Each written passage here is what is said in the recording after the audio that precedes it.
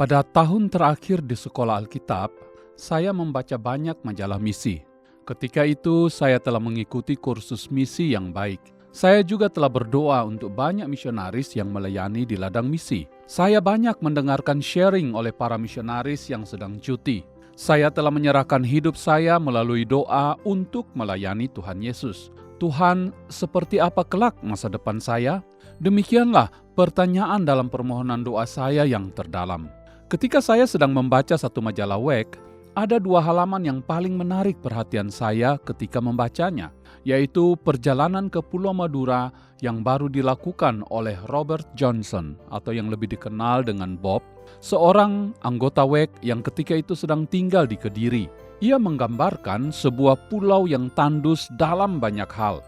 Tetapi di atas semua itu adalah kegelapan yang masih menyelimuti 2 juta jiwa yang secara rohani masih buta dan belum ada orang yang pergi ke pulau itu untuk membawa kesaksian tentang Tuhan Yesus. Dalam tulisan itu, penulis menantang para pekerja yang mau memberikan hidupnya ke Pulau Madura.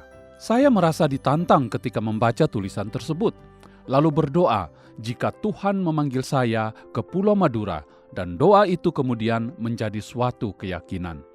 Tidak beberapa lama sesudah itu, ketika saya sedang duduk di gereja, sesuatu tiba-tiba muncul di hadapan saya seperti melihat satu peta besar, dan itu adalah Indonesia. Namun jalan di depan saya masih kabur dan dipenuhi banyak rintangan. Ayah saya meninggal dan ibu saya bergantung kepada saya untuk mengelola peternakan peninggalan ayah saya. Adik-adik saya juga masih kecil dan sangat mengharapkan saya menolong mereka. Saya tidak bisa berpikir lain kecuali satu, saya dibutuhkan di rumah oleh ibu dan adik-adik saya. Panggilan saya untuk melayani Tuhan full time sebenarnya sudah terjadi 7 tahun sebelumnya, tidak lama setelah pertobatan saya. Peristiwa itu didahului oleh 2 kejadian traumatis dalam hidup saya. Pertama, ketika ayah saya meninggal dunia pada saat saya baru berusia 15 tahun. Kemudian yang kedua, kecelakaan traktor yang nyaris merenggut nyawa saya. Sebagai anak tertua, saya menyadari tidak ada jalan lain selain mengambil alih peternakan menggantikan ayah saya. Kelihatannya peternakan sudah menjadi takdir saya. Saya mulai menekuni pekerjaan ini setelah lulus SMA. Namun sejujurnya, mimpi untuk masuk sekolah Alkitab masih tetap saja mengganggu pikiran saya.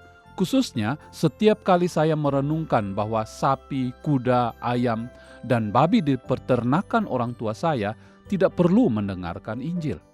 Tetapi manusia di Indonesia lah yang perlu mendengar Injil. Hati saya gelisah.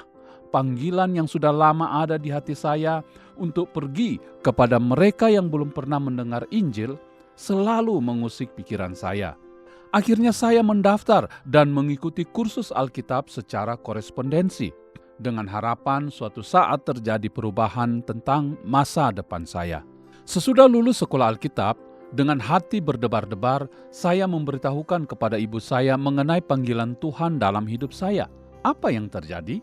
Ketakutan saya sirna dan lenyap seketika. Ibu saya menjelaskan bahwa sebelum saya dilahirkan, ia sudah mempersembahkan saya kepada Tuhan.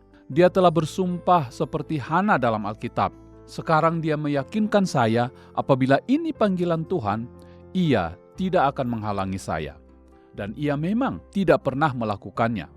Sebaliknya ibu saya justru menjadi salah seorang pendukung utama saya. Maka pada musim semi tahun 1958,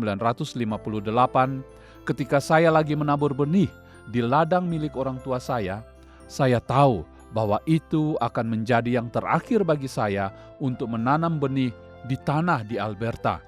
Berikutnya, saya akan menabur benih yang berbeda di Indonesia, benih firman Tuhan. Saya juga percaya bahwa tuaian di musim gugur nanti adalah tuaian yang berbeda, yaitu jiwa-jiwa yang secara rohani akan bertumbuh untuk mengasihi Yesus Kristus di negeri yang jauh.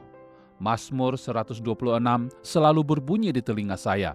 Mereka yang menabur dengan air mata akan menuai dengan sukacita. Dalam segala hal, Allah bekerja.